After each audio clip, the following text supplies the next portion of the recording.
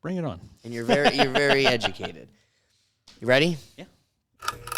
So I love that term, think tank. Think tank. You know what a think tank is? Like, how's a think tank go, Jim? Yeah, they got cancel culture nowadays. You gotta watch what you say. It's getting real scary out here. Yeah, I don't think so. I don't know if I can take the conversation here, but we might as well. It's the Rethink Tank. Looks like you had a little bit too much to think here in the Rethink Tank.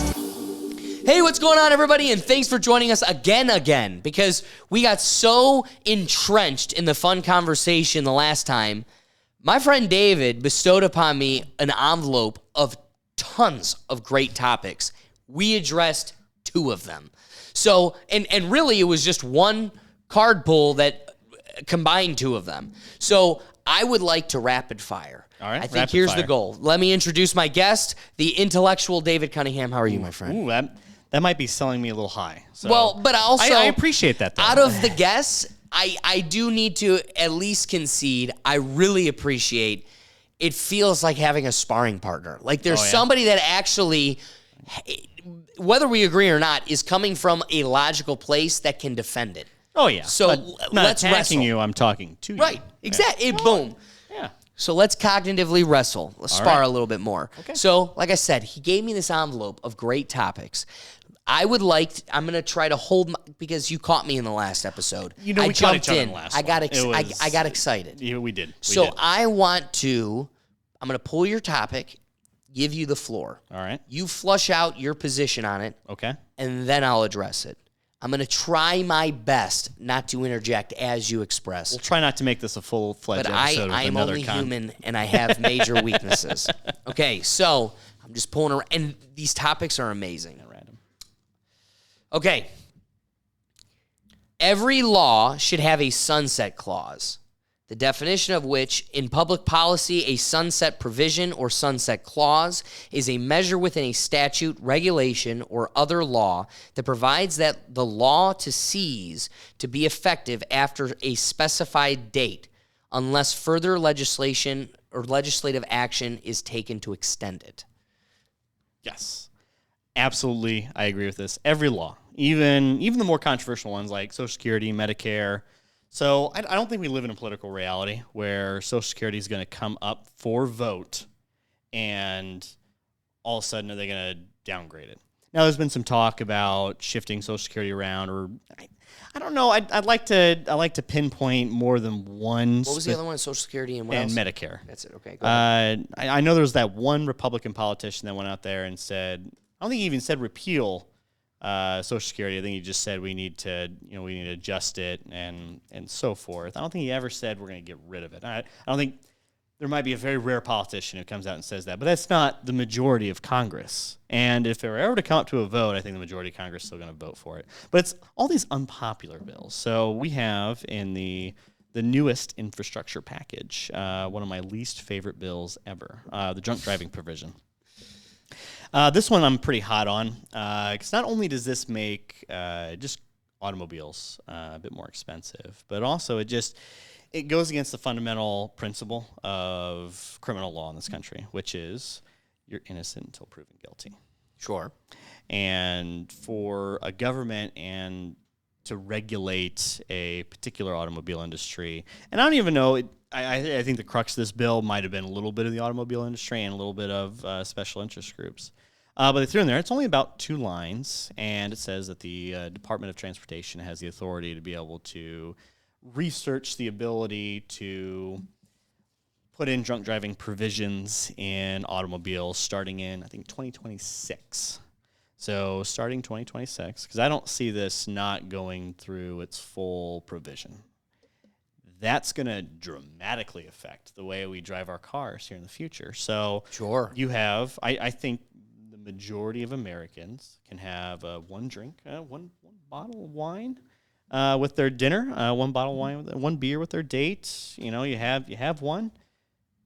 How are they going You notice the difference between one beer and one bottle of wine. Oh, did I say bottle of wine? That's probably because I might have had one whiskey. But I was also going to say, to me, one serving size of wine is a bottle. And anybody that says otherwise is lying to themselves. It goes, so what I figured out with wine is, a bottle of wine fits 2 pint glasses. No way. That's how me and my wife drink wine. It's just out of 2 pint glasses. So when we were dating, it also goes to show the potency of the subject here. here. Oh, absolutely. So when we were first dating, we just had 2 pint glasses. I'm thinking, oh god, we got a bunch of these here. Nope, it's 2. 2 pint glasses is a bottle of wine. I guess you could always look at a bottle of wine and go, it's this many milliliters and do that, but it doesn't put it in perspective. When you have 2 pint glasses, that's just like 2 drinks. I love, what was the Johnny Depp joke? Like 1 pint of wine? What was his shtick that he said during the trial? Somebody in the comments go down there, but he was like, one. It was something just like that, like a pint of wine. You're like, wait, excuse me, what? Excuse me, yeah. A pint? Yeah. You may have been drunk in that video, correct? There's a possibility of that, yes, sir. You poured yourself a mega pint of red wine, correct? A mega pint? Yeah. I poured myself a large glass of wine. Right. I thought it necessary. You say a pint of wine's not bad. Dude, if I were to take this glass and fill it with wine, it's like here, respectively. Yeah. But also, when I'm playing poker with my friends, it's a full glass. Like, when it's my wine and I'm not if you go to a vineyard, you're getting the vine pour. Well, they're regulating you what you can have. When it's, not even if it's your wine, if someone else's wine, well, I want a full glass. It's your wine, I want a full glass. And I guess, and I expect you to feel the same way. It's like, well, it's your wine. But again, socially, a full glass is like to where the crest of the cup turns. It's like, no, I want that full. Yep. Full the glass. Give it to me raw. Because I had. Give it to me raw. Yeah. So we went to we had this habit of doing this the whole time. And we went to like a nice wine place in downtown Columbus, and they're like, "Well, how many glasses do you want?" Like, can you just give me 2 pint glasses? And he's like, "What?" It's like, what? Yeah, you ordered that? I ordered that, and I was, I should have probably thought about this before I said it, but it's one of those things you're in the heat of the moment, like, can I have 2 pint glasses? I just did it last night. Just go ahead. Why does this guy want 2 pint glasses for his $30 bottle of wine? I was like, what the fuck? Yeah. But anyway, back to the drunk driving provision. So I was about to say, it's the sunset clause. I'm not an alcoholic, but this is definitely not helpful. It just makes things more expensive. It's just thinking it's the government or automobile industry thinking you are a liability and we need to keep you off the road. And it's an unpopular thing to campaign against. And you're saying drinking alcohol? Like the alcohol limit? No. So being against the drunk driving clause. So most people go, well, do you want to eradicate drunk driving? Yes. This is one of those measures, and it's very invasive. Wait, explain the clause then. I'm sorry. So the clause is you have the provision in the infrastructure bill allows the Department of Transportation to be able to come up with a committee to formulate a way to implement a drunk driving, so if you... Legislation. Not necessarily legislation, because the legislation's already there. Okay. To have, not necessarily a breathalyzer, but something of the same ilk in automobiles starting 2026. And that was in the... Wait. Like a breathalyzer in the vehicle? Breathalyzer could be one of those, but it's not necessarily... It could be like a camera system. So wait, you're where saying it's a clause that creates a committee... Yep. Which then again would be outside of our legislation, correct, that can create any type of law that impedes or at least infringes on your licensed rights to drive a car? Probably not the way you phrase it, but yes. More or less, you have it. The simple way to put it is every car is going to have a breathalyzer system in the car in 2026. Insane. Yep, and it's only 2 or 3 lines in that bill. That bill has several thousand pages.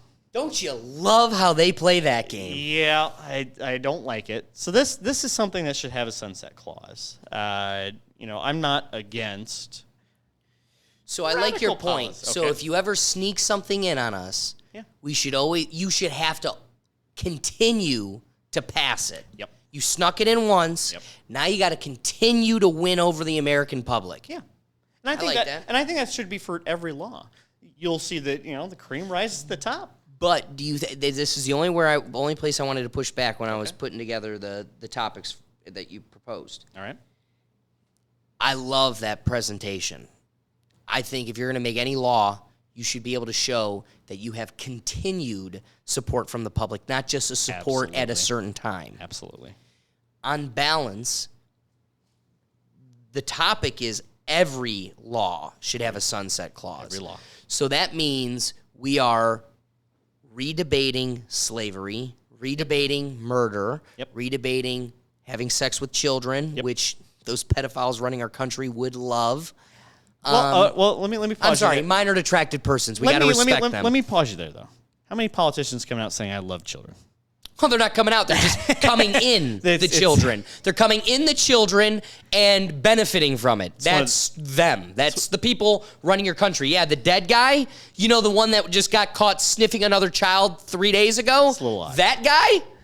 Yeah. Those are the ones the ones that are getting billions of dollars from Ukraine who are also giving billions. Yeah. Those are the ones. Those are the ones coming in children. What are they passing? I mean, onto, into, Yeah. same difference. But are they passing laws to be able to do that? they're definitely, let's agree, we're finding the first pierce of the armor. Yep. We got to socially change people. So these are their truths. Yeah. They're minor attracted persons. Respect them. They are the next letter to follow the plus. They said that was never going to be the case, and here we are. So first comes social change, then comes real political change. Well, just like the conservative, or just like the liberals will say, like everyone's a Nazi, everyone's a fascist. I think the conservatives are kind of doing that a little bit with the pedophilia. So I disagree. The most traded entity in the world, not America, in the world, is children. That's the thing. Is it children or is it sex? And is children part of that sex? I think it might be sex. Okay, there are more slaves today than ever before in human history, and the majority of them are children. So whether or not the trade is sex, the vast majority of slaves in the world are children.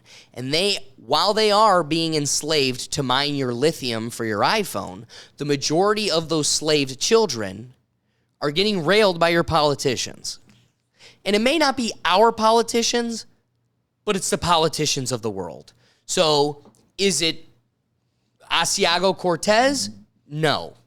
Probably not. Is it a couple powerful people in her party that also affiliate with the Emirates leaders and the Asian leaders and the European leaders? That there is no doubt of what Prince Andrew is doing.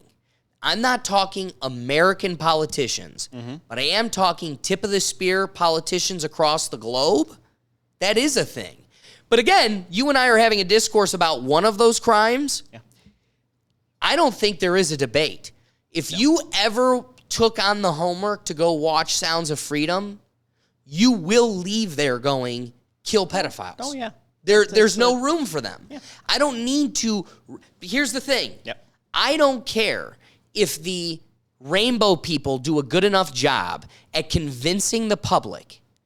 I refuse to live in a world where even if 95% of us want to sleep with consenting children, at least my understanding of biology is deeper than theirs to understand I don't care that they give consent. It needs to be illegal in my world. Yeah. So, in my world, that doesn't need to be rehashed. Law is law. Murder does not need to be rehashed. For me and you to live in a community, for us to be in a tribe, you literally can't kill me or my wife. We cannot be neighbors if you can kill your neighbor. Oh, yeah. I can't live in a society where that's even up for debate. Well, no, we have to just well, have I mean, bedrock it's part of the laws. definition of being in a society is living Having under, bedrock laws. yeah, living under a structured rule set. So you can't say all of them need to be renegotiated. We need to have terms that are just bedrock. Well, where do you draw the line at the terms then? Well, so the only thing I disagreed with this position is that every law should be a sunset law. Mm-hmm. But then I would make the argument that some need to be reconsidered and that some are bedrock innate. But then you, as an intellectual person, would go, who determines one way or the other if it's something that should be bedrock or something that should be debated, and what makes them the authority on that matter? Yep. I agree. So let's also agree, maybe you have a point here, talking it out. Yeah. You might have something here because if we had a council of people debating pedophilia, there really isn't much. We all agree. Yeah, it's not. We all agree no murder. We all agree no murder. We move on. Yeah. The debate comes into, should we give welfare programs? Okay, well, let's debate this one program. Yep. I agree with you that, but I also think government doesn't have the time or resources, this is being real, Right. to debate every law over again. Yep. That law that's been created doesn't get debated again until its precedent is brought into question in a courtroom. Mm-hmm. That means you, nuanced human, brought in one scenario we never thought of, and that changed it. Yeah. Or even just like the abortion situation. So I think the topics. Do you want that rehashed every 5 years? Yeah, it would depend on how you want. That'd fucking break us. Yeah, that'd be a hard one. That definitely would be a tough one. And we're already kind of having it now, and it's a debate. So this also goes hand in hand with single issue voting as well. Because under the way I've written this, the chink in this armor is, well, I guess we're just going to repass the Infrastructure Act. So if we can't have any infrastructure, we're not. If by the way my thing's written, we can't have more infrastructure spending if we can't also have drunk driving provision. So let's get to the narrative you attach to that, which is single issue voting is the quickest way we can get back on track as a country. Yes. I totally agree with that. Yep. So this is going to be a circle jerk. Right. But so we have these large bills, and there's thousands of pages, and you have politicians come out and say, I can't read all of these. I have my 10, 15 pages I'm concerned about, and then everything else is like, well, I guess it's whatever. Does this scream we need to go back to federalism a little bit? Because if I'm only caring about my portion of it, well, shouldn't that just be a state problem then versus a federal issue? And when it comes to funding, military and such, yeah, you're going to have to vote on some of the way the budget provisions are. But at a certain point, we're going to start seeing a lot of these bills because of the Jesus, what am I saying? Filibuster. Yes. Because of the filibuster, we're going to not try to pass laws Which they're trying to get rid of currently. They are trying to get rid of it, but I'm against getting rid of the filibuster unless I'm with you. Single issue voting. So if it's single issue voting, now I'm all right. Okay, I know where you stand. Because the problem with it, except what I The filibuster is, let's to flesh out what you're articulating. Yeah. The filibuster as it stands is not to defeat a single issue, but to defeat this giant mass bill that you've snuck in 50 different problems. Yep. That's what I'm I have to stop 50 things because you won't even let me address one of them individually. It's like a dam. I have to have the ability to throw up a dam because it isn't a steady, conscious stream that we can monitor and actually digest. It's almost undigestible as it sits, so you have to dam it. And I think I bet if you were to really inspect some of these bills, they're going to contradict each other to a certain extent. Because you have all these different interests trying to write the same bill to pass the same time that are going to contradict each other in a little bit. And I'm surprised we haven't seen a little bit more of that, but I bet that probably goes down a little bit more on state policy. Some of these bills just go down to it's just relevant to Tennessee or Arkansas or North Dakota versus California and New York. So, but with the filibuster, if you do single issue voting, I know where you stand. And I can hold you accountable to where you stand. Because I don't necessarily think it's fair to hold a politician accountable to pass a large bill for one part you don't like. I can tell them I don't like that, but there could be other things, and that's always the easy way out. It's like, well, I don't like the drunk driving provision, but we have more bridges in your state. Do you not like those? Right. That's always the easy answer to come to. And also with the filibuster too, we need to hold our politicians a little more accountable to actually do the filibuster. Yeah. Anymore, it's just, well, we can't do the filibuster. I tried my best. We're just going to go home. Like, can you actually try to get it through? If I was doesn't matter which political party I'm part of, you're going to do it. Yeah. You're going to do it. There's no gentleman's agreement here. Go do it. We're going to pass it or you're not. Right. And I'm shocked for not getting that, which just shows that Washington's a little more in sync than I think a lot of us want. They are fingers to the same hand. Yeah. I say that all the time. Two sides of the same coin. Yes, 100%. I want my biggest point in regards to the single issue voting is the quickest way we can get back on track as a country. I do not believe we are binary, red or blue, R or D. Mm-hmm. You are one team or the other. What I think is there is a plethora of issues. Guns, economy, border control, welfare, everything, abortion, and not one of those topics has to do with the other. Your opinion on abortion does not in any way have to be tied to your opinion of gun rights. They are so different. Yeah. But we are forced in a binary. Yeah. And as a human, you have to look at this plethora of issues, find the issue that matters the most to you and your family, welfare, gun rights, whatever it is that stands out to you the most. Single issue voter. Boom. So what disarms the monopoly of our bipartisanship and also re-equips, this ain't no democracy, this is a representative republic. What makes that representative republic more representative of the direct issues of the public than giving them the ability to address each issue individually? Yeah. To me, that speaks volumes. I think that's the future. I'd like to live in a world where, I don't know if you've ever watched the show Orville. At the beginning of this show, the first season was like a Twilight Zone, where each one was like philosophical, gave its own moral message at the end. The show totally detached from that quickly. Okay. But in the first season, they have an episode where in the Orville is kind of like a comedic, Seth MacFarlane from Family Guy, he makes like a comedic version of, what's this show? I'm thinking of it. Star Trek. So he makes a comedic version of Star Trek.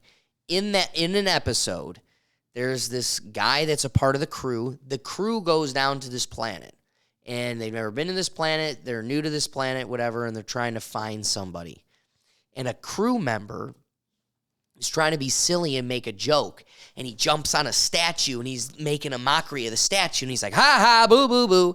And all the people freak out, and they go, oh, my God, ah, ah, and they start recording him. Mm-hmm. He immediately gets arrested. In this world, he gets put up for his crimes, and there's a channel that, first off, it's a social credit score community. Okay. So everybody's got their own social credit score. You got to walk in line, say your thing, and you know you got to get in ties here. Do your thing to increase your social credit score, whatever. Anyway, the coffee shop, people in their homes, everybody has this TV channel running. The TV channel is a host that brings in a criminal, explains the crime, and then the whole tribe votes like Rome. up or down, thumbs up, thumbs down. Yeah. And I have an affection for that world because I don't trust the government and I want as much direct representation as possible. But what does that world totally rely on? The virtue and trustworthiness of the technology. Yep. So I want to live in a world where all of us can be polled on every subject. But then in America, that's going to be a third-party private corporation, and I got to trust that they don't have any constituents they owe to, that they have no bias involved, and that they're going to stay true to the process. And let's be real. We live in the real world with humans, and that just ain't real. No, at a certain point when you decentralize power, it becomes, it goes backwards. So how do we do that? How do you get a world where single-issue voting, because it's the quickest way to put us back on track, how do you actually enable that in our community? So it's still representative democracy. There's no direct. I think direct ballot initiatives are great, but you can't. I think you do single issue voting and direct ballot initiatives can't go hand in hand. Can't go hand in hand. You can't have that at the same time. You have to be able to separate it. There has to be some time, at least the way we designed the checks and balances within the federal government. You have to be able to allow time to be able to pass so things don't happen too quickly. Because if you get things too quickly, like a dictatorship or a direct democracy, then that's true fascism, true tyranny, true just majority rule. And we're not a majority rule country. We're protect the minority with the majority. It's protect the minority. That's the phrase. Something about majority rule, protect the minority, though. Right. So and you see that with the Electoral College, right? Yep. We have that because we don't want Texas and California making all the decisions for Delaware and Connecticut. No. You got to have. It just goes back into federalism. It's the whole political philosophy I have is just decentralization of power. You can't have localized power. Yep. The more localized you make your power, the more direct the representation is, and the more the community will be reflected in its policies. I love that. But you do have to have checks and balances to that. That is True. why we have a constitution that are rights inalienable prior to the government, outside of the government, the ability to talk and defend yourself, or just I think the Constitution goes in order. Like the first 10, I don't necessarily think you could change any of those. Outside of that, letting women vote, probably good, but it's good. It's fine. We're all equal under the law, but definitely what I find wild too, we banned alcohol via the Constitution. Isn't that crazy? That is odd. That is wild. Alcohol. What was the political discourse at the time to be able to just? Can I tell you what? Go for it. What is your understanding of manifest destiny? So if you go back in time in American history, during the Revolution and us expanding as a country, there was the narrative of manifest destiny, that it's America's destiny to take over this land, become independent, and be a land of freedom. Mm-hmm. The notion of manifest destiny, the fight and revolution against tyranny, and the promotion of freedom and individuality in a community totally was rooted, and I love this. This is the most beautiful part. Manifest destiny is what made America, and what promulgated and inbred manifest destiny, the topic or concept, into our community was the invention of newspapers at the same time as localized coffee shops. Okay. So what did they have? What equipped our country and pretty much built the foundation of what we are is the creation of the newspaper. So topics, that's the problem we have right now. You've got people in their echo chambers with 5 different newses and 5 different perspectives and 5 different realities. The beauty was at this time, there was one reality. There was one news. you disagreed with it, you saw through the propaganda, or you believed it and you thought everything about it was true.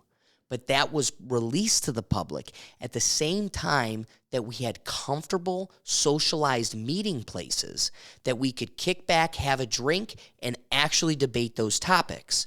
Why did we get rid of what makes this podcast? I have a judge that I work for. He laughs. I have no problem saying this because he would wear it with his heart. That he goes, I love solving the world's problems with a glass of bourbon. Because are you really going to make real change? Come on, no. But the real change really only happen. They want to censor us. They want to divide us. They want you to hate your neighbor because this right here, you're going to learn quicker than ever that red team, blue team, white, black, gay, straight, trans or not, we pretty much agree on everything except for little nuances of the point. But you're only going to learn that if we sit down and have a dialogue. If I keep you in your separate corners and tell you what to think of the other person and what they think of you, and you never talk and you never have a meeting of the minds, then I control you. So why do I think it was such a priority that we put it in the Constitution? This isn't a law. This is A right? an amendment. A right? This is life-shattering. Because if you guys are talking at a time where I'm trying to make real change, that's dangerous. I think they disband alcohol because of just like weed, just like mushrooms. They'll let you do meth. You can have fentanyl till you're blue in the face. Yeah, that's what Adderall But is. if you have mushrooms that kills your ego, we'd have a community of problems. It's a new take on it. There is something alcohol. Then why was if it wasn't because it brought people together and built a community that could possibly arm itself or feel compelled to stand up against the government, what other reason would there be to disband alcohol? There's only one, dude. Probably the hooligans in the street. Look at today. It's the most lucrative business you could have in America. Oh, yeah. Why would you get rid of the thing that brings you the dinero? Yeah. Weed wasn't a problem, as the newspaper said, because it made black men crave white women. It was a problem because, hippies used it, but also at the same time, it was a tool for promoting you to kind of think outside the box, think differently. The government has no investment in stopping a bat. You're having a good time? I don't like good times. In the same country where you can take a glass bottle full of gasoline and throw it in your bonfire, I really got a problem with you smoking a joint. Yeah. No, it's because it changed your perspective on things and made you possibly realize that the real enemy between the two of us, white, black, orange, and purple, is this guy that's collecting all of our taxes. Might be the same reason why we were so hard against communism in the Vietnam War. We didn't want that to spread because there's a little too much workers' rights for what the government wanted. I always want to be a fly on the wall in some of these conversations. Wouldn't that be fun? That would be a lot of fun. Because you know why you want it? Because I think you and I deep down know what comes of that. You really see the conversation where it's a greaseball going, I just don't want these people having the right. Like, you know what's said in that room. Yeah. And it ain't, well, what I really care about is the betterment of our community. And it's Anything all that would surprise me. I want to reinforce what my feelings are on this. So it's, yeah. So I would love to be a fly on the wall in some of these conversations. Like, we got to get rid of communism. These workers are going to have too much rights, Starting to ask for too much pay. Welcome to America. Yeah. All right, so in lieu of that, you kind of touched upon it. It's already a topic that we've addressed. So before we go back to the envelope, you made another comment talking about the automobile industry. Oh, how the automobiles overregulated. Yes, let's hear it. And the reason for the costs. Yes. Cars are so expensive. Absolutely. Cars are so expensive because of the regulation it takes to make automobiles. This is the most overregulated industry in the United States. Yep. Absolutely. There are so many regulations that go in the automobiles when it comes to how bright the taillights need to be, to what distance they need to be apart, to all sorts of different factors that go into it.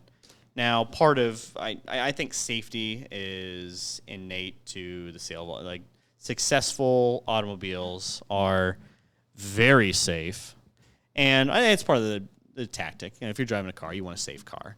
The only vehicle that kind of bucks that trend, Jeeps. Oh, yeah. Jeeps are, if you ever see like crash test rating on the Jeeps, they don't really promote that because it's not very good.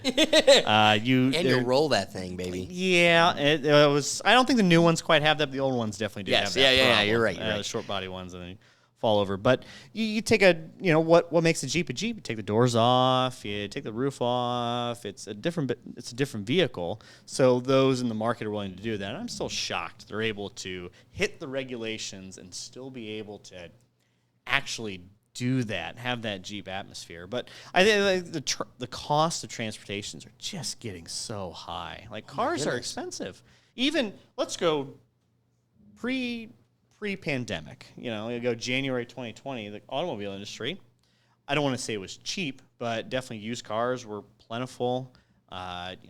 New cars were at a price point. Everyone's kind of, they're competing, they're trying, they're going after it. They had a way that they're going to attack the market, and it was price, or it was promotions, or be able to finance you to be able to afford it. And then after the pandemic, what we realized is people still buy cars at very expensive prices, and even if they can't afford it, they're gonna still sign up for it. Even if they can't afford it, and sometimes they can't afford it, they just have to do it. Yeah. I have sympathy for the person that lives in a rural area that just needs to get from A to B because there's no public transport. It's not feasible to have public transport all across the United States. Just no way. You're just not. But could we agree that would be the most ideal solve to this?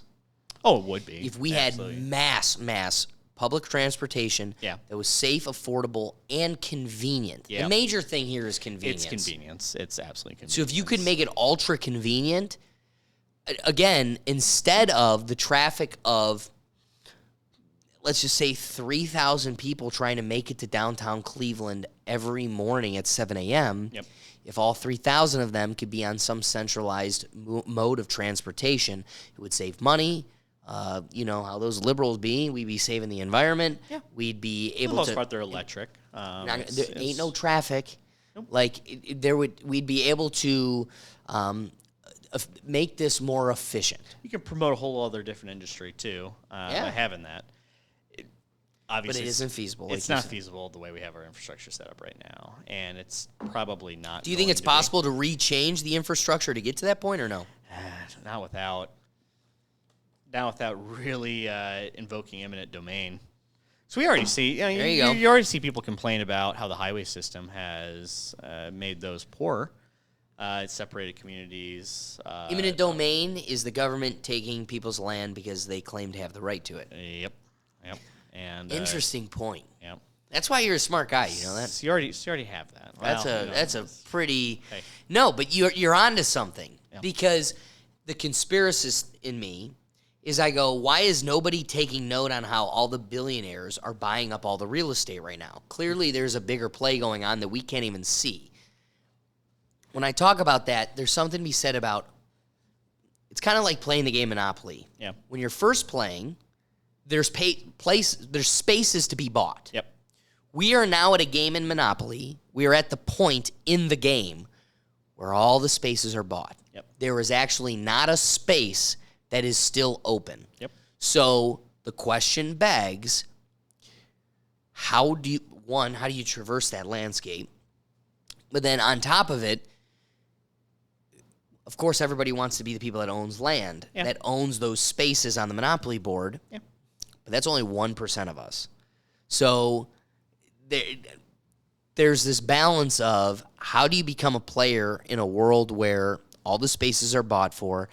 And again, let's get to the crux of the point. There is no eminent domain that will be taken easily to where you could make an infrastructure across the country, because everybody owns everything, and nobody's giving it up. Yeah, and they're not giving up. They're not giving up without a price. They're not giving up without a protest. It's just not feasible. So like when we see the Columbus really likes their light rail system, and it'd be great. I would. So as a property owner, I would love to have any sort of major public transportation right next to my house, especially if it's rail. Mostly, really, if it's just rail.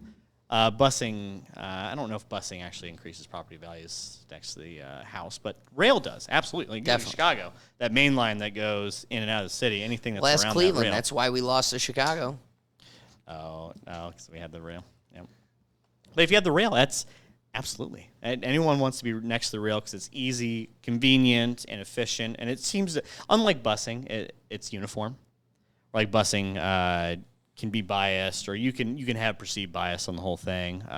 Rail, you see it, you can understand it. It's like it appeals to a mass audience. But we're just not going to get there. There's just too much. There's too much red tape. Too much to be able to go through. It's going to be too expensive to be able to realize it in actuality. Well, so bringing it back. Yep. The position being that cars are so expensive simply because of the regulation. Yes. What's super funny is now in this Democrat world, we're pushing for policies that promote, if not enforce, electric automobiles. And what's so funny is that there is, even though all of this is on the backs of slaved children that are mining your lithium, there is literally not enough lithium, period, for every person to have an electric car.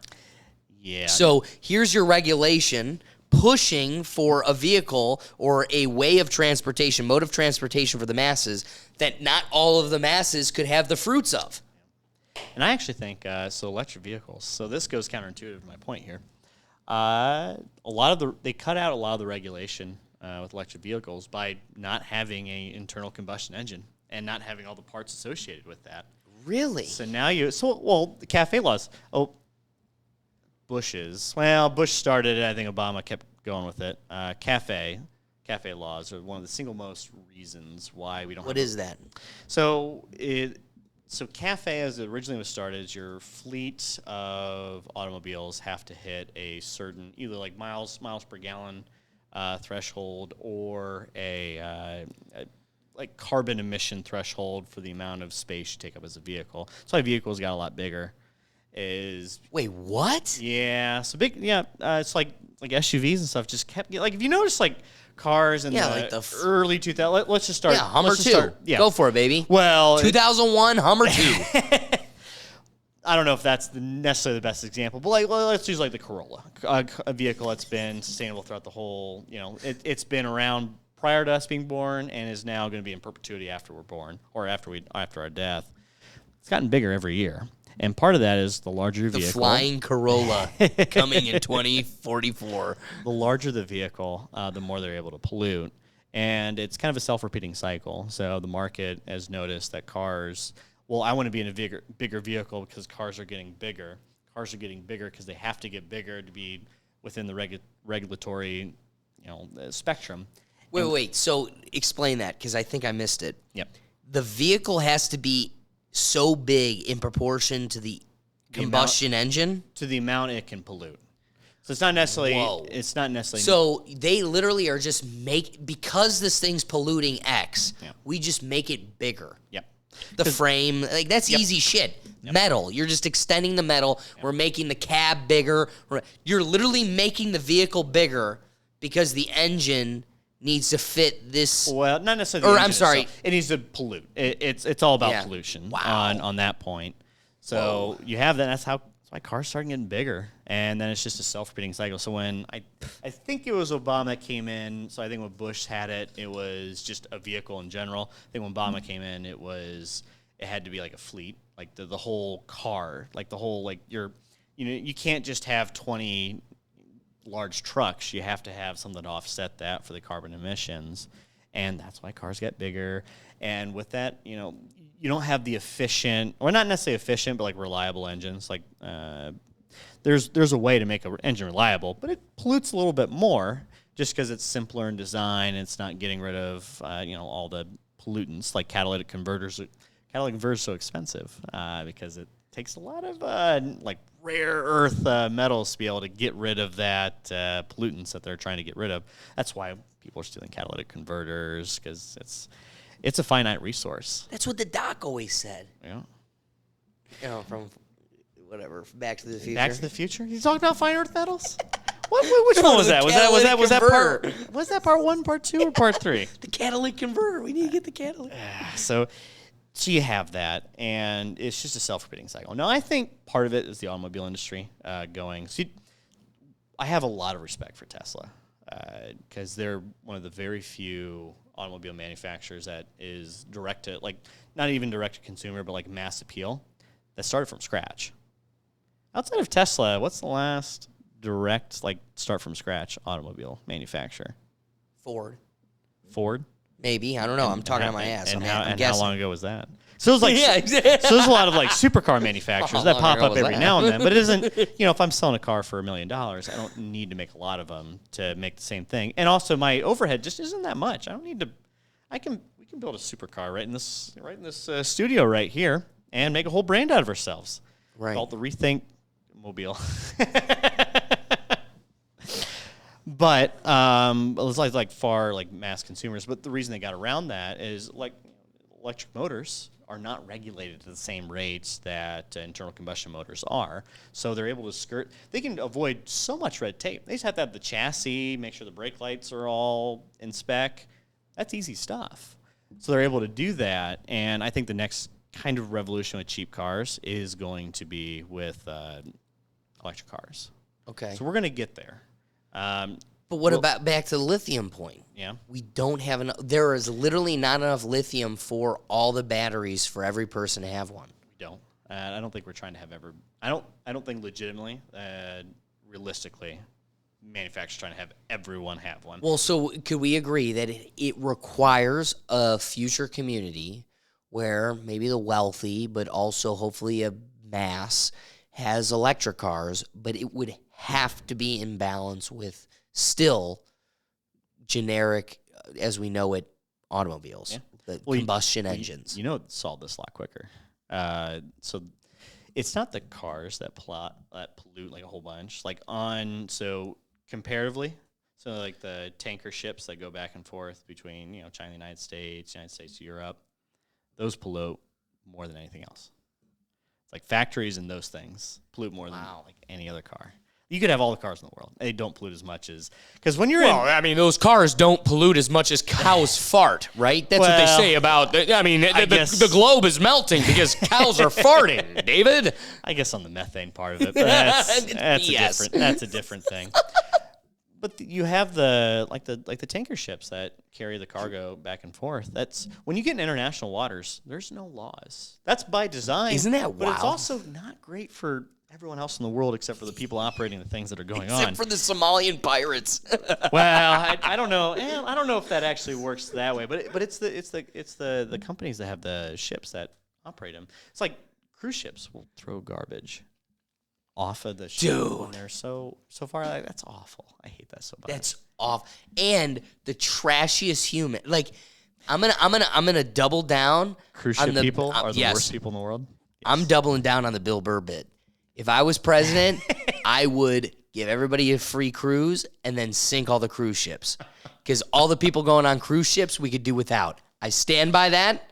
Such a lazy way to travel. Yeah. So back to part 1. If you haven't watched it, go back and watch part 1. But for all the people who cannot afford their voter IDs and are dumping their waste because they are cruise ship people, oh man, sink the cruise ship. Oof. I could do without. At least let them vote, though. Sink the cruise ship. At least let them vote. I vote sink the cruise ship. But it's such a lazy way to have a vacation. I get the appeal. It is the says the guy the first time he leaves the country, goes to Japan, cannot speak to a lick of person, and yet I'm going to take a cruise. Yeah, I'm saying sink that shit. It's a lazy way to travel. I think cruise ships are just... I at least get the appeal of the all-inclusive resort. Oh, of course. I get the appeal of that. I get the appeal of cruise ships too, but it's just the lazier method of doing that. Hey, Disney guy. Oof.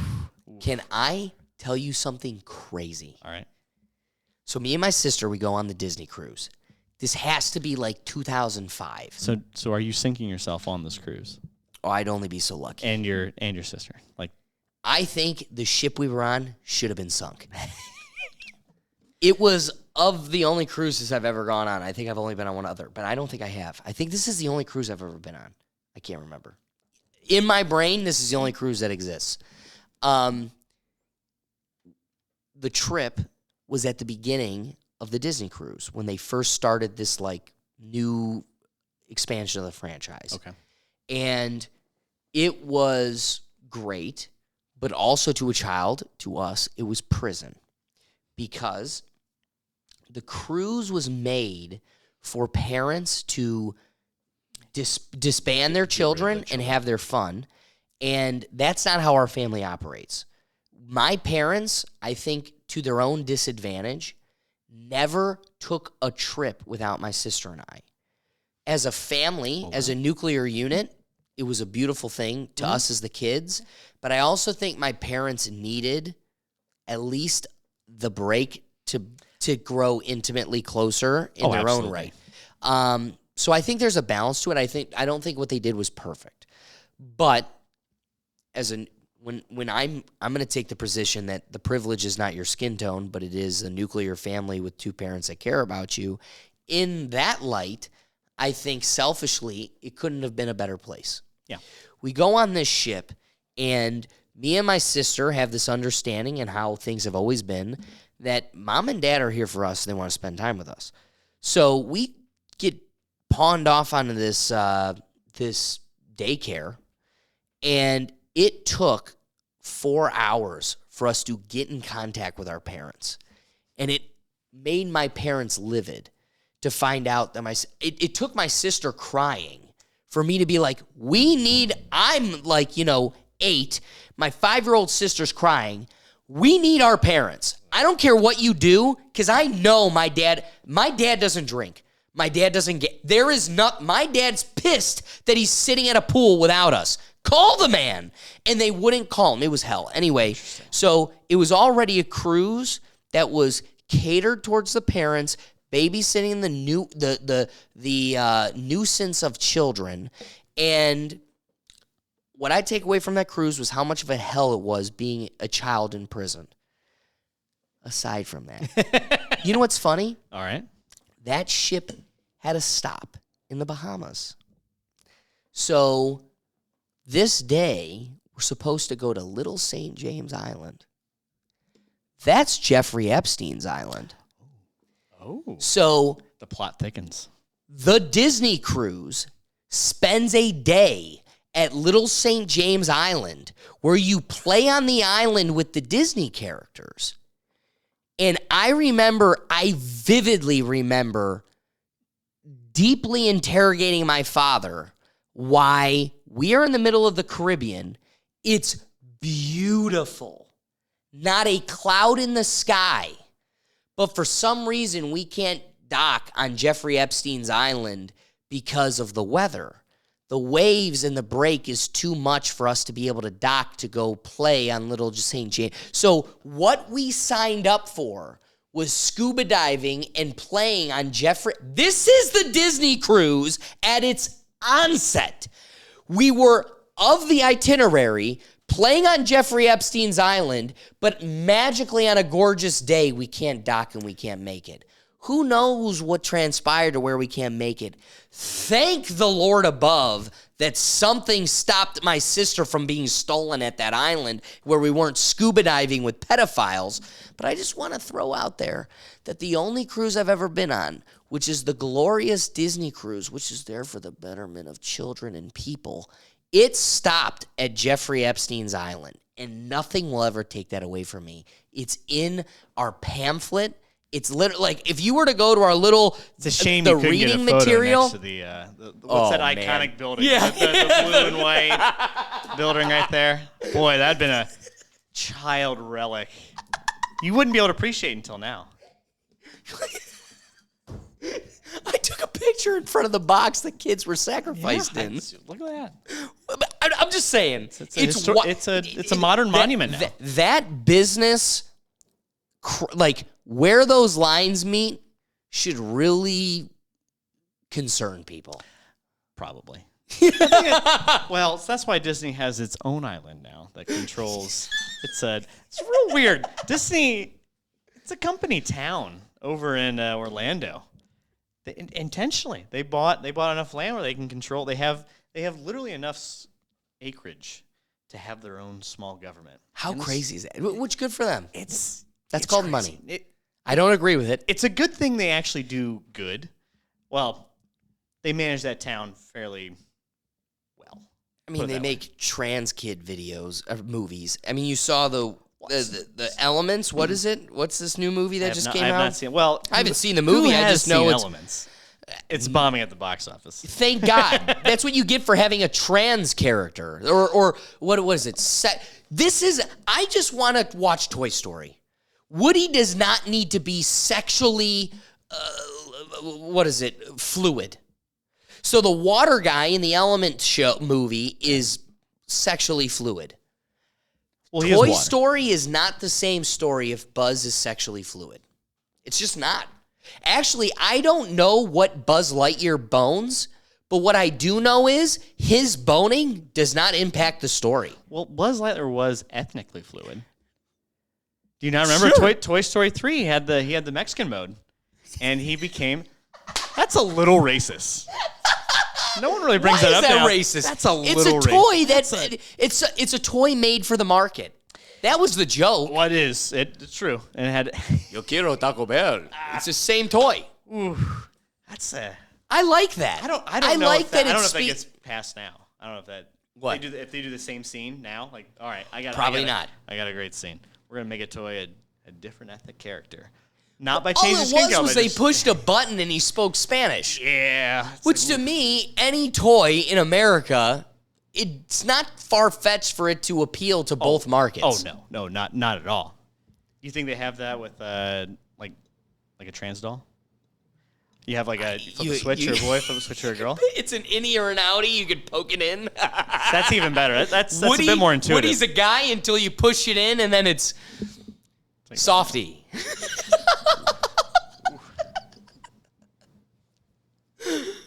So the reason I kind of took us down this road, all right, because obviously, David, we're gonna have to do another episode, another day where we go into the envelope of mystery. But before the first episode, when we were just chopping it up, I wrote down one question. Ooh, what's your question? And it ties into exactly this discourse. Okay. And as somebody that's passionate in this realm, I'm hoping you could try to convince me. Okay. Why should I support Disney? I think they are a propaganda arm of our world. I think they are. I'll never forget being in college, sitting next to one of my buddies, and I go, how much do you think Disney's worth? It's when they bought Star Wars. I go, they got to be worth so much money. They're everything. Mm-hmm. And then you look it up and you go, what? And then that same inquiry, we were at $2, which is like two spots over from here. Yeah. And I'm sitting there and I go, okay, same line of thought. First off, what's Disney worth? And it's like, X and billions of dollars. Oh, yeah. Then $300 billion, whatever it is. Then I go, wow, that's stupid money. Yep. That's stupid money. I can't even relate to it.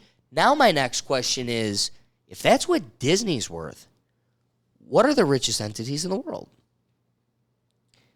Out of the 10, 8 of them were banks. 6 of them were Chinese. 3 of them were American. And one of them wasn't a bank, and it was General Electric. So all of the richest entities in the world are banks, except for the one company that owns all the energy in the world. So I say this because Disney is invested in propaganda, but also they are an entity to where they are richer than a vast majority of countries, which makes them a significant economic player.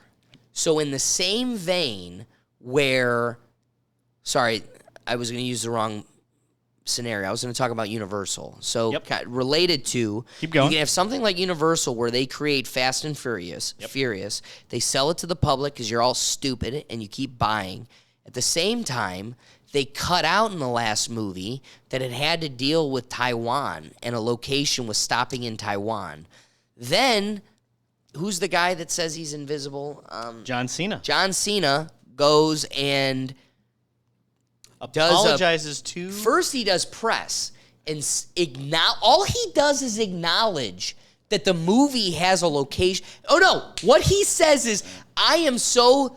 because the first place to view the movie is Taiwan. So he goes, I cannot wait to see how Taiwan reacts to our movie. And then China steps in and shuts him up and is upset that he recognized Taiwan as a nation.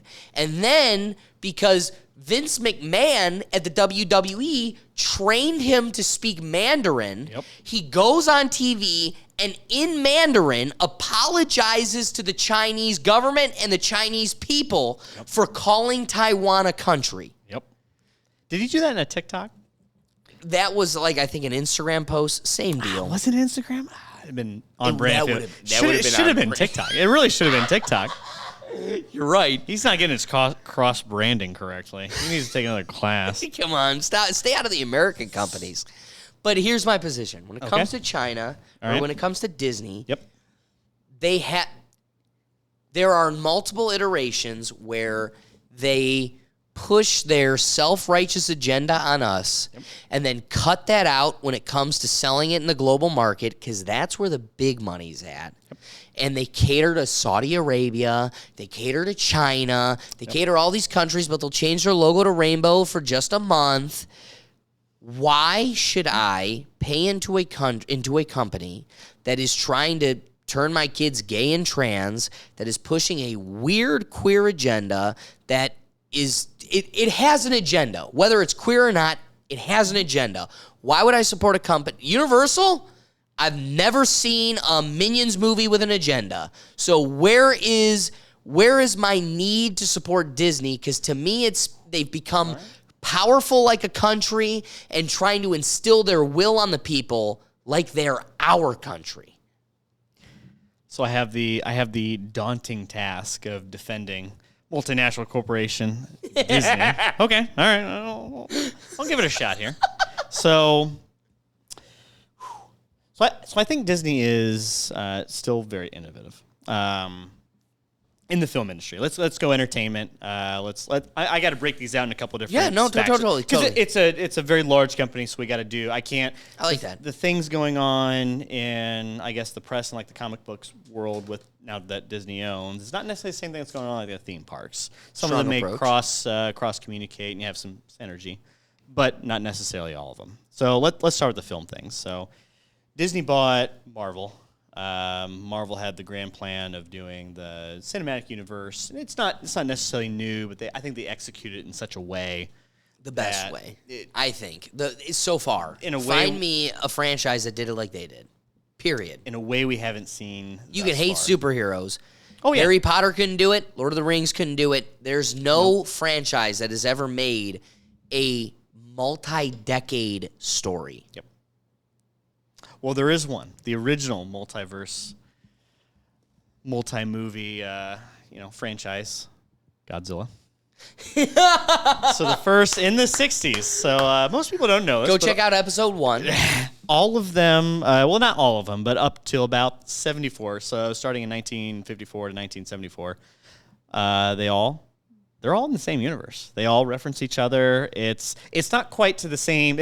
They're not fourth wall breaking, the same that Marvel is, but definitely it's one of the first. And also Universal, the Universal Monsters, they had that. Remember Abbott and Costello meet Frankenstein? Really? That's the same. That's the same multiverse. So they're not pioneers in it, but the execution and the way they go about it is definitely how they marketed it and how they got people to care. They got everyone. So remember back when Infinity War came out? Right. Everyone's like, "Ooh, all right, I'm gonna watch this." Everyone's going to watch this. It was a discourse. I think everyone had the agreement at the same time for the most part. It's quality. This is quality movies. And then Endgame came out. And it was shit. Oh. Is that a hot take? You don't like Endgame? Dude, here, how about this? I have a friend All right. that does not like Marvel, does not like the superhero movies. He has found a mild affection for the Guardians of the Galaxy. Okay. I dragged him to the Infinity War after already watching it, and he's like, that's probably the coolest movie I've ever seen. Okay. That was the coolest movie I've ever seen. Yeah. I watched The Avengers 1 when I was a senior in high school. Yep. I left school early. I waited in line. Okay. Dude, they filmed that here in Cleveland. Yep. I was there when they filmed it downtown. Yep. I was a child obsessed. I watched the Iron Man. I watched the Hulk. There were years of movies leading up to the biggest movie, the biggest event, The Avengers. I'm sorry. Infinity War was amazing. Yep. It was everything. All that time I invested, I kept thinking, okay, this is leading to something awesome. You see the this is characters leading to interact something together, badass. And it did. Oh, yeah. It delivered. Here's what I'll say. Endgame ruined one of the greatest movies ever. Ruined. In my mind. Because Thanos won. Yeah. He destroyed. Yeah. And within the first 5 minutes, we got more feminist bull that, like, wait, if Captain Marvel could have done all this from the beginning, well, what the hell were we doing? It was a joke, dude. Yeah. They They ruined it in the first 5 minutes. A lot to unpack here. But anyway, Yes. I want to start with the story. Please. So I had a buddy. Him and I were real excited to watch Endgame. And so we're sitting there. We pre-gamed for it, as one does. And he had to get up to go to the bathroom within the first 5 minutes of the movie. And he's like, should I get up? I'm like, yeah, nothing's going to happen in the first 5 minutes of the movie. Nothing's going to happen. The whole movie happened in the first 5 minutes. So he comes back. He's like, what'd I miss? I'm like, if I told you, you wouldn't believe me. You wouldn't believe me. It's like, they fucking hacked Thanos' head off. They killed Thanos. Like, what? In the first 5 minutes. It's like, you're not gonna believe me on The this most one. bad. It took 10 years to build a villain. Yeah. They hacked his head off in the first 5 minutes. Yeah. I still think Endgame's great. It doesn't punch quite as hard as Infinity War, and you're not going to have that. I don't think it's ever going to design to be punch as hard. You're right. You have Iron Man die. Infinity War was meant to be the punch, and I agree with you totally. It was meant because you have the snap. Because I would have been pissed. So I was dreading the whole time in the theater. Like, oh, they're going to stop the snap. They're going to stop the snap. They're going to stop it. Hell no. And that's what made that movie badass. That all of us left the theater like, oh my God. Half the people are dead. They had such confidence to just go ahead and do that. Such confidence. So awesome. And it's going to be hard. It's always going to be hard to follow that up. You don't ever want to follow up a great comic. If you're ever on the, what do all comics say? I don't want to follow up that guy. Jesus. Dave Chappelle was movie 1, and movie 2 was never going to hold up. I might as well stop. Like, if you're doing karaoke, someone's just killing it. You don't want to be the guy. Yeah, you don't do karaoke after Adele. No. But let me defend Disney though. So I still think they have the ability to be innovative in movies because they have too much money not to be. But they're recreating every movie they've ever made. They're doing that. What is one unique movie that doesn't have to do with a trans water character? So I go. Like, what's something in the last 2 years? So I think Zootopia is decent. That's not 2 years. What is the last 2 years of Disney? Well, you're giving me COVID. Let me give you COVID. I'm giving timeline. you 3. 2020 to today, give me a Disney movie that isn't a live-action remake of an animated movie that they're also f***ing up the remake of. Name one that isn't a Black Mermaid or 101 Dalmatians, or pick one that isn't taking a story you already wrote and pushing your propaganda agenda and is unique, new, original. So I'll say Cruella. You brought 101 down. I almost forgot about that. So Cruella. So they took a villain, killed puppies. Their whole thing was killing puppies and made it likable. So you're not gonna redo that character in real life and actually make it the crux of your story. So how do we change that up? So what I really liked about Cruella was like the fashion scenes where she's competing against the other fashion person. I think they went in a direction with it that I don't think they stuck the landing, but I think they started off on a really good set piece. I think what's that actress's name? From Superbad, the hot redhead, whatever her name is. She's from Superbad. She's from Easy A. Yeah. Easy A. What the hell? It always bothers me when I don't know the name of the person. I'm gonna look it up for you. Well, I'll keep talking. So you have her, and she goes through the whole story, and you have sympathy for her through the whole thing. So unlike some feminist stories, what I don't like about the Star Wars and Rey is there's just no overcoming obstacles, and if the obstacles are there, it's Emma Stone. Emma Stone. So the obstacles are kind of minor. She kind of gets beaten down a little bit, maybe not as much as you probably would like it, like in a male-dominated story. Like a villain to get what they deserve. The person that kills puppies. Well, I don't want them beaten too much. Well, they made a puppy killer likable. They absolutely made that the villain likable. Okay, here's what I want to give you. Okay. I'm going to concede this. Okay. I did not watch that movie. Okay. I believe I'm not going to. Honestly, take I my can't word for it remember. here. I cannot remember. Part of me believed there was something was going on at that time where something I'm going to do, so here's where I'm at about. All right. A crux of my position forever in a capitalist society has always been you vote with your views, you vote with your dollars. Yep.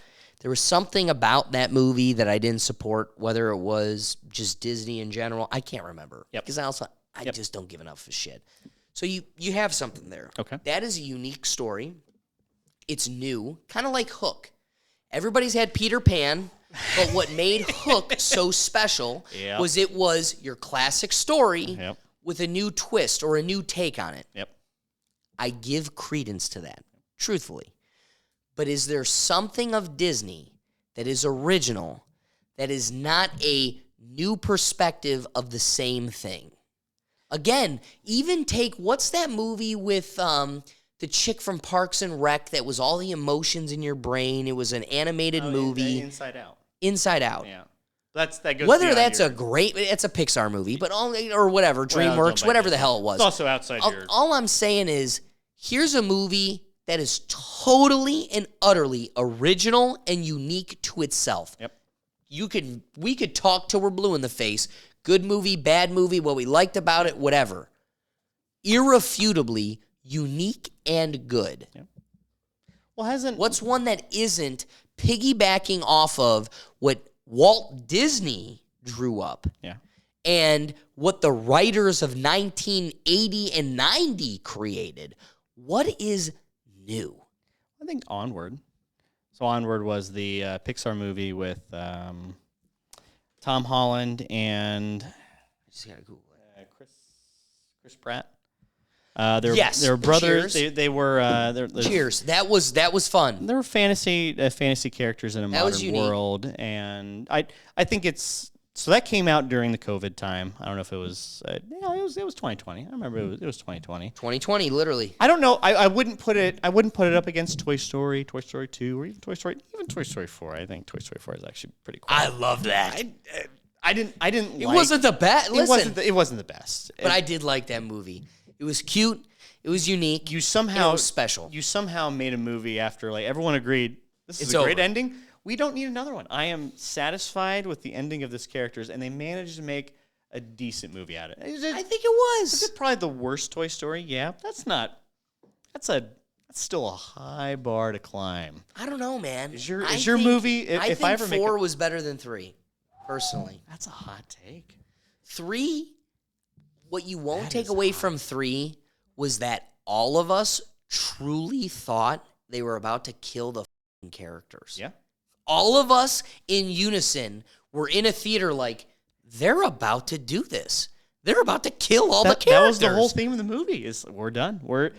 You're being set aside for new toys. I will not discredit how special that was. It was unique. We all felt it. Yeah. That, I think, is what makes the third movie what it was. I do think, though, the fourth movie was like, I'm not even this type of person. I'm more of your, like, you know, I'm not a super emotional guy. Mm-hmm.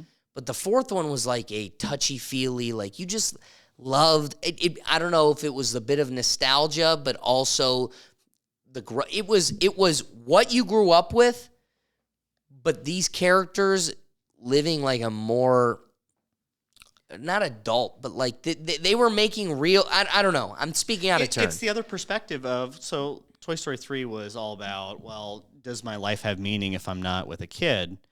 And Toy Story 4 is, well, my life can have meaning without the kid. It's the juxtaposition to the way the last movie ended. Wow. Yeah. So you have, that whole story, I mean, that's why you have the Bo Peep character. Don't have a kid, I'm happy.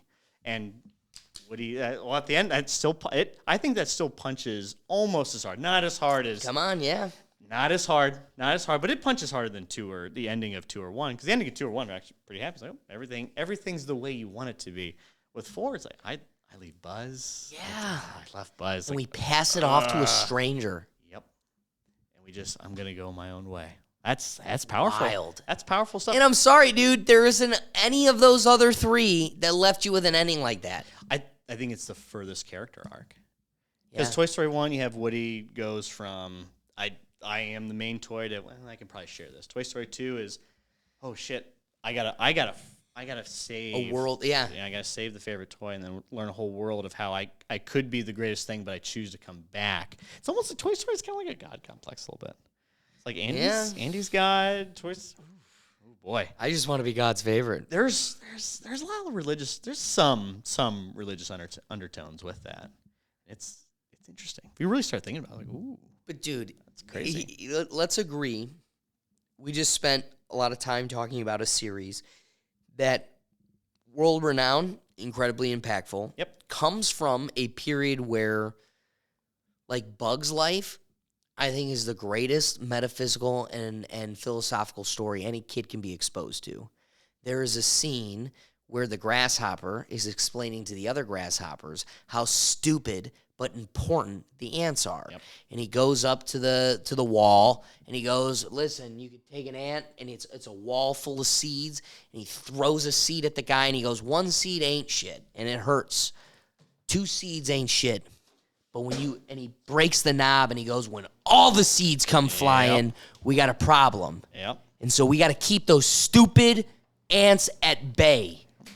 Man, when I tell you, having some life perspective and going back to that movie, that's like the most... I love that movie. It's a good movie. Love that movie. One of the best. Tell me something like that. Onward will never be in a conversation of one of the best. So you can take a series of time, Bug's Life, Toy Story, you could go down the line. So let me ask you this. So what point do you think, so what's the turning point of Disney? I think Disney became too big and corporatized to where now you've got a board of investors you have to appeal to. Yeah. A producer can't just make a film for film's sakes. Yeah. The producer has to appeal to the board, has to take notes from the Writers Guild that is Disney, and then they have to make their vision fit within Disney's goal. Yep. And before, there was no goal. It was just make entertainment. Where do you think now there's a goal. Where do you think that, like, what movie do you think was the last kind of stand of that original vision? Because I don't know. I don't even know if I know the answer to that. I don't. You think don't. You'd I obviously think it's been a blur of things. You think you go pre or post Marvel? Let's take a look at something. Take like WALL-E. Okay. WALL-E is a very real prediction of our future. It's very anti-corporate. Very anti-corporate. Also, stop being a fat schlub piece. Yeah. Kinda, right? Yeah. So, nothing like we're pushing today. Today's live your truth. If your truth is sticking an iPad in your face and being couch locked, do you know how many people that work for me that can't use the stairs, and it's simply because one day the stairs was too hard for them, so they started taking the elevator, and now they are incapable of stairs? Yeah? So I'm of the belief that we have a system where it was kind of like a sliding scale, where there was a period where there were fruitful movies mixed with the bullshit, to the point where now we didn't even notice the sleight of hand. We're in nothing but bullshit. Yeah. I think the difference, if I were to point to it, probably be like Zootopia. So I think they took a lot. So I think the Disney people took a lot of the Pixar talent and just went, well, we're just gonna make Disney films. So you have Frozen, quality. Do you know Frozen was created so if you Google searched Frozen Disney, it stopped bringing up search results for Disney's head being in a vault somewhere? Oh, really? Walt Disney, just like who's the baseball player? That's one of those like real. Do you know who the baseball player is? I know what you're talking about though, but it's the. I wish we had a Jamie pull this up. Yeah. One second. But the Disney, that's one of the like the original conspiracy theories. It's not a conspiracy. He has his head in a freezer. Does he have his just like Ted Williams? Where? So Ted Williams. There's never been a photo. It of was that? literally the same time. Yeah, I dare you to try to get it. Where does that exist? That's like the Marilyn Monroe or the. No, not Marilyn Monroe. Marilyn Manson thing. Like, he took out the rib to suck his own dick. It's like, where's Walt Disney's head? Where's that at? You think it's at the bottom of Cinderella's castle? Well, do you think he's Disneyland or Disney World? He's probably a Disneyland guy. Does David have a point here? You do. Yeah. Where is it? If it exists, that means this thing is physically in a block of ice somewhere. Somewhere. All I know is, just come on, unlock. I'm just trying to find a date. Ted Williams did it in, the 60s or whatever it was. So one of the best baseball players of all time hacked his head off around the same time Disney died. So whether or not you want to believe it, major powerful celebrities are known to be doing this at the same period of time where they were of the belief, if I cut my head off and put it in a freezer, someday in the future of science, they will be able to reattach my head and bring me back to life. That was the concept. All I know is, whether it's true or not, that his head is in a freezer, which I am of the belief it is. Whether or not it is, all I do know is the movie, the franchise Frozen, was created to push the search results of Disney's head. They just don't want you Googling Disney being a frozen head. Whether it's true or not, this was purposely calculated to they hide understand that. There's that conspiracy theory. They understand. So whether it's true or not, this franchise was created to suppress the conspiracy theory.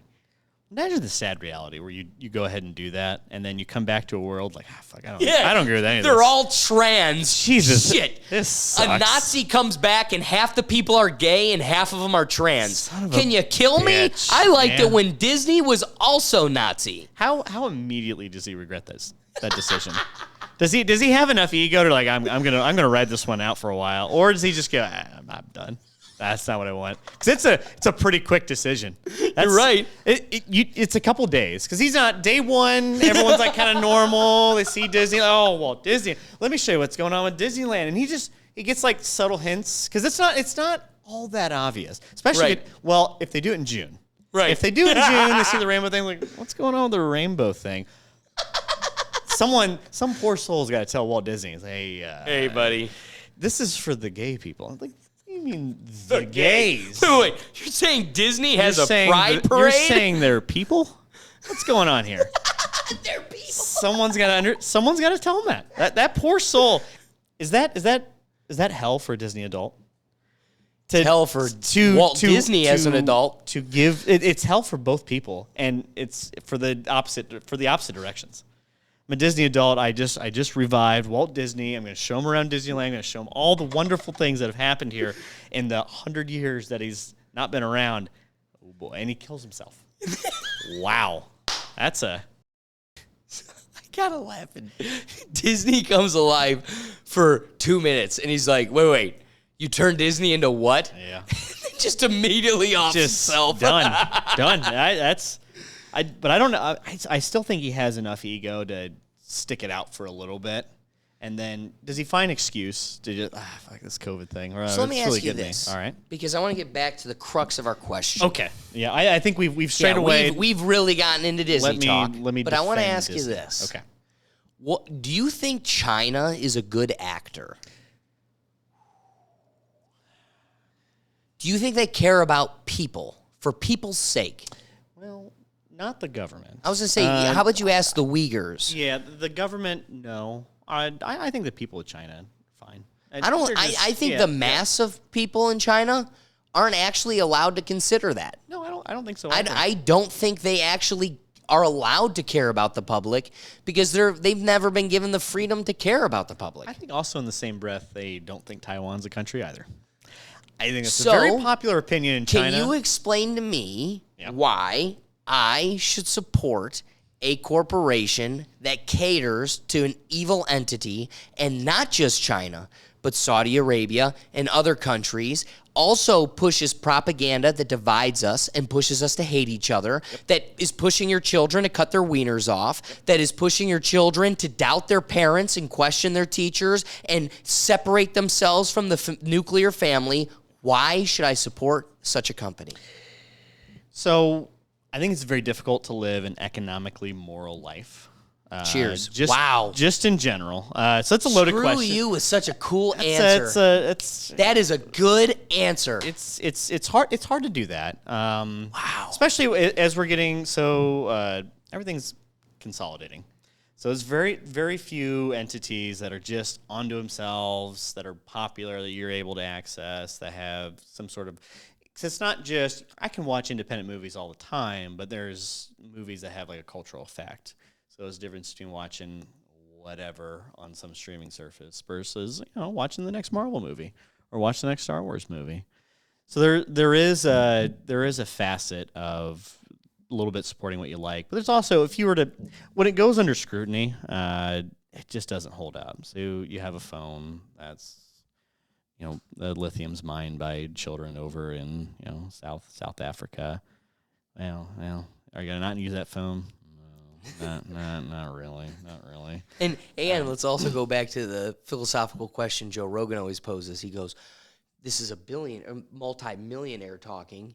He goes, "I'd much rather pay 4 or 5 times what I pay for an iPhone. If I knew it was being paid to a person that was getting a livable wage and blah blah." It's like it's easy to say when you can afford to say that. Yeah, and we don't even. I want that too, Joe. I also can't afford a $10,000 iPhone. Yeah, we don't even have that option either. I'd be curious to see Cheers. if the option was presented to us. What do you think that would cost? Again, we don't live in that world, so we really can't predict.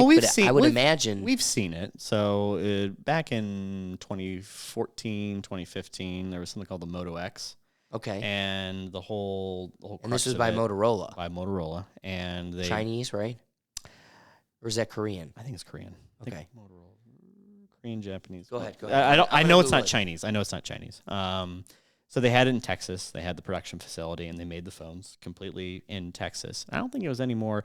It was still it was still right at the crux of the era of the $200. You remember the Chinese? It was Motorola Chinese. Is it Chinese? No, wait. Motorola Mobility LLC, marketed as Motorola, is an American consumer electronics manufacturer primarily produce smartphones and other mobile devices running Android. Yep. It is a subsidiary of the Chinese multinational technology company Lenovo. So it's Chinese. I don't know when Motorola. I don't know. I don't know when that was bought. So what I can only talk in 2015 terms, but they did have an effort where they built everything in America. It was in Texas, I think specifically Texas. Cool. They built all but now the chips and stuff came from Taiwan, as most things do. But they did have that option. I think it was somewhat popular. I had one. I bought one. Not necessarily. How much more was it than the rest of the phones on the market? Well, see, this is the problem because it was still in that time where you spend like $200 and you get like the 2-year contract and that's your phone. So it was under that era. So you spent the $200. When phones were still very reasonably priced. It was subsidized by the larger expense of the cellular service. Yeah, because that's when the cellular service was less regulated. So if you own now anymore, it's why we have Boost Mobile, Mint Mobile, all these things, because they have to give out broadband space to different companies. So the towers are decentralized in a way to a little bit. So that's why like phone stuff got like cheaper. So a little bit of nationalization, but is it regulation or deregulation? I'm not 100 or nationalization. It's a little bit of mix. Yeah. Probably not deregulation, but it's regulation and nationalization of the towers that made things. So the new thing is, well, you buy the phone now because it's all the phone manufacturers. Because it was just a different market back then, but they did have the option, and I just don't think it was a popular phone because it wasn't a popular phone. Samsung was just better at marketing their phone. iPhone was better at marketing their phone. But we don't have too many A to B comparisons. We have that sometimes with automobiles, and I don't know, Toyota's just better at making cars than most of the automobile manufacturers. They're just more reliable. Their resale value is better. Sometimes they're not as exciting sometimes. Like I can get a Challenger. Oh, man, those are great cars. I love them. But they're not going to be as reliable as a Toyota Camry, 4Runner, or what have you. So the As a Challenger driver, the man is right. nice. I like them. Listen, like 'em. that is my favorite toy. Yeah. You're very right. You're very right. But we just don't. It's so hard to live in economic under scrutiny. The thing, your values and what you don't believe in, what you believe in, sometimes just aren't always presented in the products you buy. So, like the water bottle, is that made by a morally ethical business owner? Is this whiskey? Do you agree with the whiskey? The person who owns the whiskey's values, the bottler. It just doesn't, like the label printer. At a certain point, you can't scrutinize to the point where else I just can't buy anything unless it's I make it myself and I source it myself. So let me ask you this. Yeah. Because this is just taking us to another track, but of the same vein. Yeah. What is your opinion on enjoying the art of an artist that becomes corrupt? Yeah. Right? So people question, can you still listen to Michael Jackson when you see what his life was? Or whether you believe, like if you're somebody that believes that that's what his life was. How do you separate the artist from the art? That's a hard one. So with like paintings and such, a lot easier. Because you're going to the museum. Just looking at the painting. You're just looking at it. But with like Michael Jackson, if I throw It's it up on Michael Spotify. Jackson singing. Yeah, if I throw it up on Spotify, I hear it. I enjoy it. It's like, oh boy. So that's a hard one. Like books, a little bit easier, but like things you're like, the artist is it's the whole package. Right. Listen, we cannot deny how much we just had a discourse on how Toy Story has an impact and how much socially we were invested into Marvel. Yeah. But at the same time, this is the same entity that you could not subscribe to it if you do. But how does somebody that believes this is pushing a dark agenda on our children still go, but Toy Story is valuable, that I still love Marvel movies, that I still appreciate Hulu, which they own, has a documentary that they produced and released about Jeffrey Epstein's Island. Yep. So there's something to, like, you have the value, you have content that I like, you have virtues that I support, but then it's the same entity and then when I'm the same human being that says you vote with your views, you vote with your dollars, how do you stay true? My dad will look at me and go, you're going to have your friends over and watch UFC tonight on ESPN Plus, because ESPN owns all the rights to UFC, and I'm a huge UFC fan. Yep. You're going to go watch the UFC and pay into ESPN, but then say Disney's a bad entity. How do you live that world? Yeah. You can't. It's hard. Where I think the Michael Jackson thing gets a little bit more interesting because he's the art and the artist, and it's everything. You're listening to him directly. So it's that one's a tougher one. I think sometimes you can separate the art from the artist. Other times it's harder, and it's more direct. It's like, I don't support Michael Jackson. I'm not going to listen to Michael Jackson. Just like someone who doesn't agree with the way Joe Rogan. Exactly. Can I tell you a funny story? All right. We go to Austin, and I have a fraternity brother who's a good friend of mine, very good friend of mine, but we're very different. We could not be more different, but that's what I love about him. And we're in the pool at this bachelor party, and it was like pulling teeth getting these people to go to Joe Rogan's comedy club. Yeah. And I'm like, I don't think you guys get it. This club opened 3 months ago. I've never been to Texas before. I've been to Texas once, and I wasn't cognitive to know I was there. I was so young. Yep. So what I will tell you is I'm not going to Texas and Austin 3 months after Joe Rogan opens a comedy club and not going to his comedy club. On the other hand, so I finally look at everybody and go, listen, I got a friend that lives in Austin. I'm either going with him or we're all going as a group, which I would prefer, but I'm not going to Austin and not doing this. Yeah. So the hand was forced. I finally pulled teeth. We got us there. My friend, on the other hand, his words, I'm a dirty liberal. That's because he's a funny cat. And he's like, dude, I'm a dirty liberal. I hate Joe Rogan. Well, he's also a man whore. So he emphasizes the dirty part. He's our guy. He's the Rat Pack. So he goes, I hate Joe Rogan, and I hate that you're making me go to his comedy club because I know I'm going to have an awesome time. Joe Rogan didn't say a peep while we were there. He wasn't an MC. You didn't even see a shadow of him. He didn't exist to us, but it was Joe Rogan's comedy club, and I know I am him.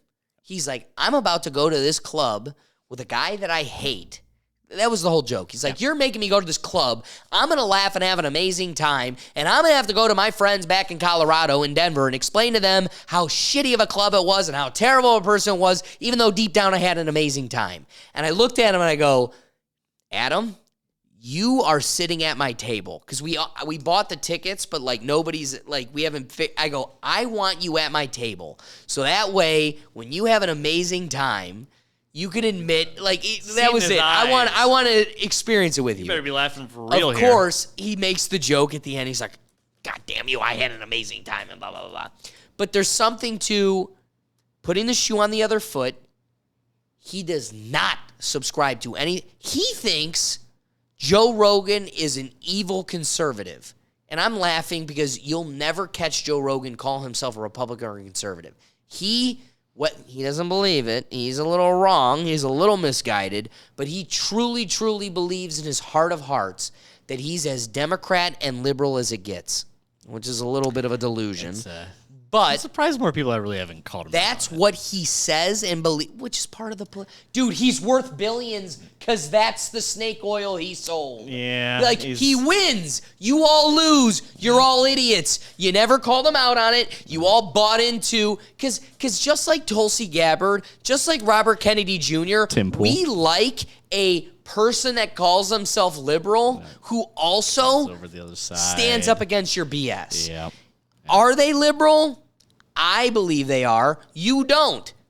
But that's part of the debate. Like, that's its own thing. Yeah. But there is a economic but social value in being the fox in the sheep's wool. Yep.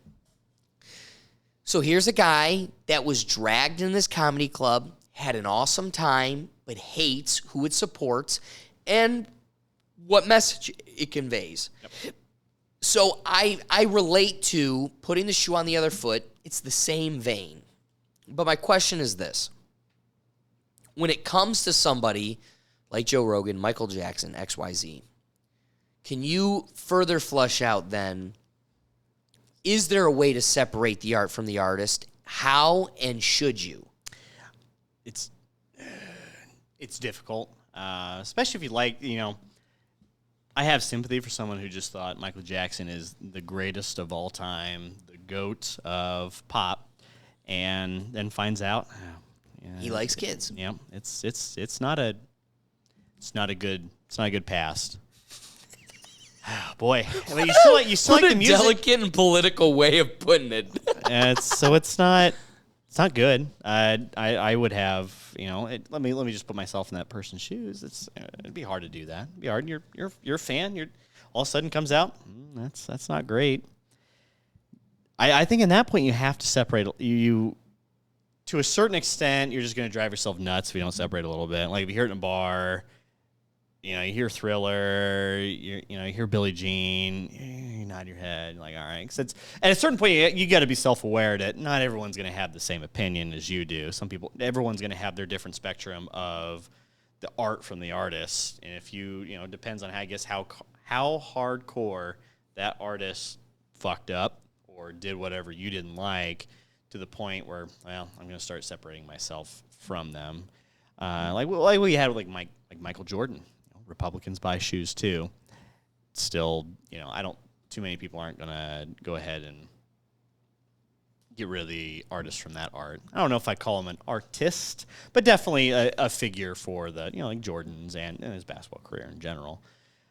And I think conservatives, I think, do a little bit better job at this than liberals do, just depending on values and how they see it. Like LeBron, you see a lot more conservatives going I just don't like LeBron. I hate him. You feel like hardcore, Ohio, everything. No, dude, there's no worse cancer to living here than people just attributing your existence, your locale, to Satan.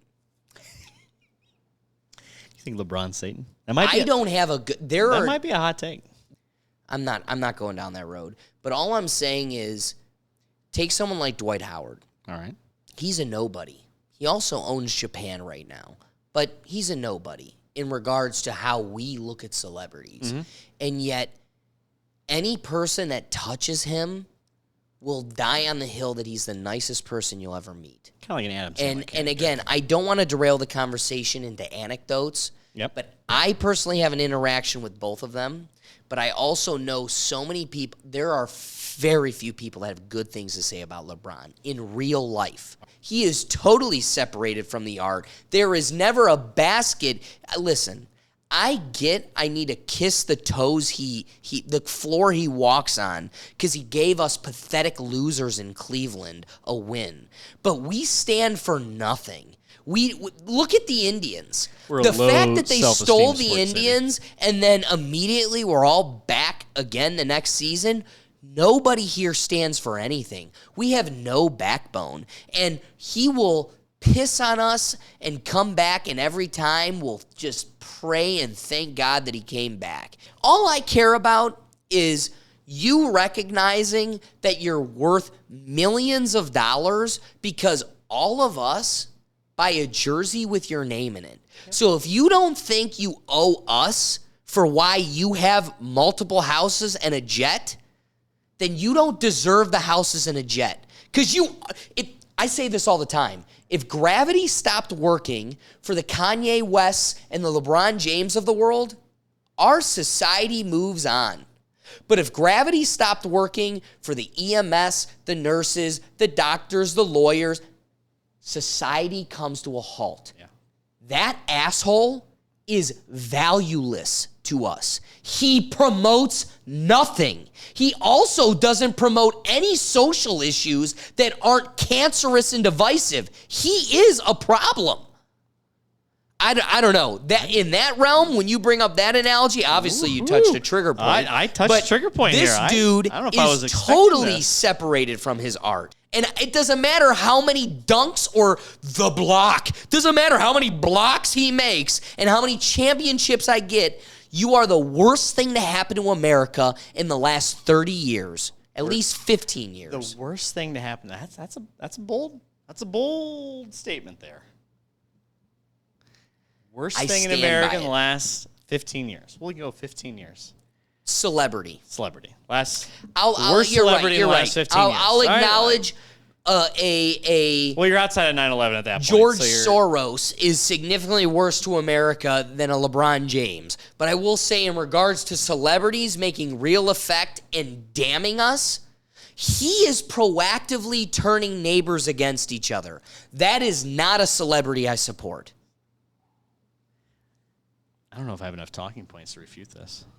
There seems to be there's a lot of passion. There's a lot of passion. Dude, he's trash. There's a lot of anger here. That dude is trash. This might be a part 3, ladies and gentlemen, where we debate LeBron James Gonna need a bit more information on him because I've only ever seen. Well, I guess I've only ever seen ESPN glowing. You see ESPN downtown blows Cleveland, him. right? So, okay, I got to say, we have a whole envelope of things. We barely touched them. We went on. There's a 4? few of these topics that kind of piggybacked off of each other. Yeah. One that I'm not going to pull that I thought we were going to touch upon that kind of you acknowledged it, but we didn't address, so I'm going to keep it in the envelope, is the railroads need to be nationalized. I almost am convinced the airline industry also needs to be nationalized. Yes. So that one I'm going to keep because you kind of touched upon it, but we didn't even discuss it. Yeah. Aside from that, we had about 3 other topics that we only pulled one thing and addressed a couple others.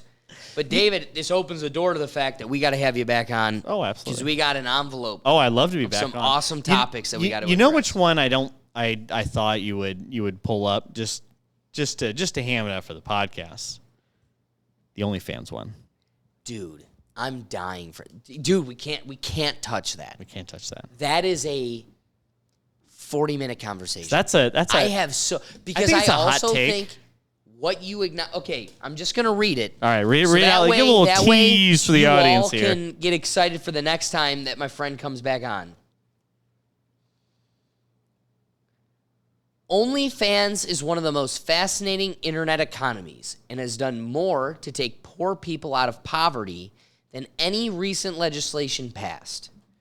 I'm going to present one position on that. All right. Okay, so I know we enticed you on the fact that we were going to touch upon OnlyFans.